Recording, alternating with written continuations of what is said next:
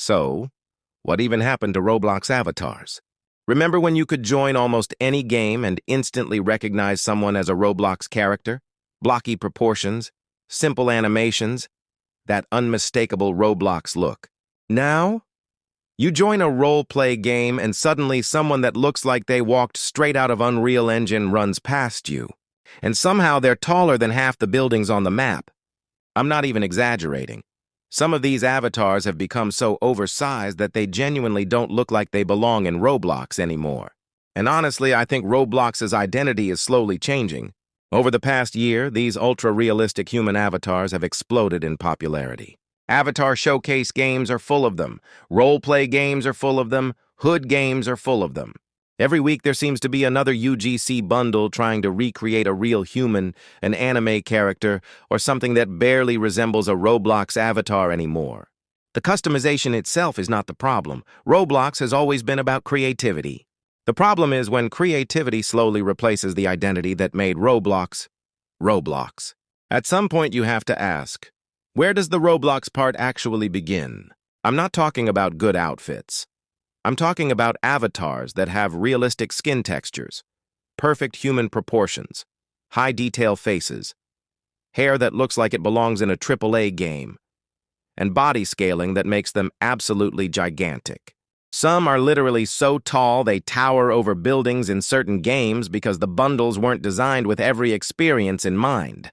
It almost feels like you're looking at characters imported from another game engine. If you showed these avatars to someone in 2018, they probably wouldn't even guess they're from Roblox. Now here's where things get interesting. I don't think this trend happened completely by accident. And no, I'm not saying Roblox is forcing people to wear these avatars. People obviously choose what they like. But Roblox has spent years pushing the platform toward more realistic avatars. Just look at Arthro. Remember Arthro? When Arthro launched, people absolutely hated it. The proportions looked strange. Most players preferred classic blocky avatars. It became one of the most criticized avatar styles Roblox has ever released. Yet despite that, Roblox continued showcasing Arthro everywhere. Official artwork, Roblox Plus advertisements, update leaks, event trailers. For years, Arthro kept appearing despite the community making it pretty clear it wasn't their favorite style. That's what makes this whole situation interesting. Then came one of the biggest controversies: classic faces. For years, they were part of Roblox's identity. Some had been around for over a decade. People collected them. People built their avatars around them. Then almost overnight, they disappeared. Everyone was automatically switched over to dynamic heads. Many players didn't like the new expressions, others simply wanted the old look. But there wasn't really a choice anymore. If you owned limited classic faces, their value dropped dramatically because Roblox released dynamic replacements that served a similar purpose. Whether you like dynamic heads or not, a huge part of Roblox's visual identity disappeared almost instantly. Another interesting decision was Roblox encouraging developers to support R15.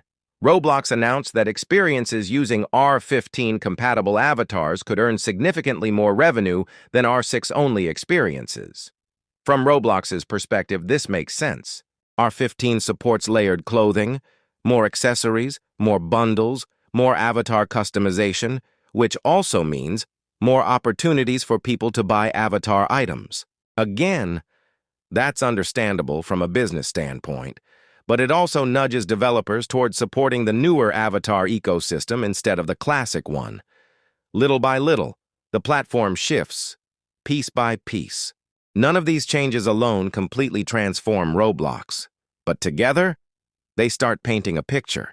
Arthro, dynamic heads, layered clothing, weekly realistic UGC bundles. Developers encouraged to support newer avatar systems. Official promotional art focusing on modern avatars. Every individual change might seem small, but stack enough of them together, and Roblox begins to look very different than it did 5 or 6 years ago. Now, before people start typing, I'm not saying realistic avatars shouldn't exist. If someone enjoys making a realistic character, That's completely fine. Customization is literally one of Roblox's biggest strengths. The issue isn't having more options.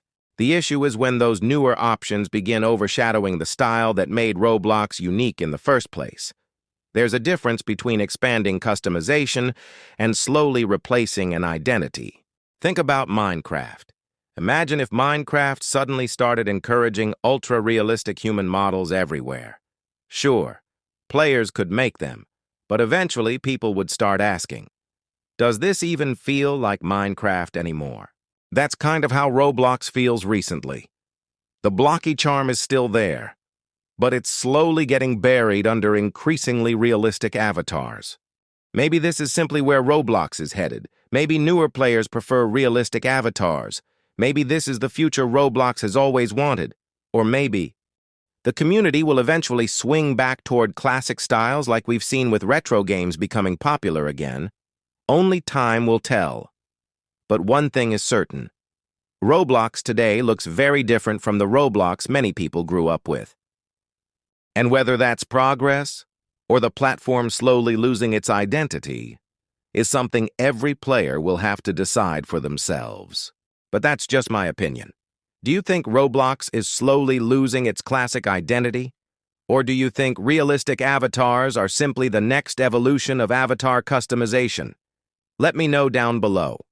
If you enjoyed the video, leave a like, subscribe if you're new, and I'll see you guys in the next one. Peace.